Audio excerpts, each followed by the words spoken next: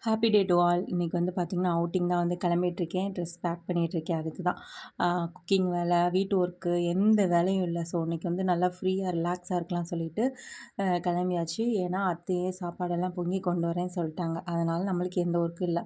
சரியாக கிளம்புறோம். கிளம்பி வெளில வர நேரம் பார்த்திங்கன்னா, ஒரு குட்டி நாய் வந்து ஸ்ட்ரீட்டில் இருந்தது. உடனே என் வீட்டுக்காரங்க வந்துட்டு அதுக்கு கொஞ்சம் பால் வச்சுட்டு வா அப்படி சொல்லிட்டாங்க. சரின்ட்டு அதுக்கு பால் வச்சுட்டு டக்குன்னு கிளம்பி நேராக எங்கே போகணுன்னு பார்த்திங்கன்னா, பழைய குற்றாலம் தான் வந்து போனோம். அங்கே போய் நல்லா குளித்து என்ஜாய் பண்ணிவிட்டு அப்படியே ஃபேமிலியாக எல்லோரும் சேர்ந்து ஒரு இடத்துல உட்காந்து மீன், சிக்கன் எல்லாம் வந்து ஒரு வெளுத்து கட்டிட்டு அங்கேருந்து நேராக எங்கே போனோம் பார்த்திங்கன்னா, புதுசாக ஒரு லேண்ட் வந்து வாங்கியிருக்கோம். ஸோ அதை தான் வந்து விசிட் பண்ண போயிருந்தோம்.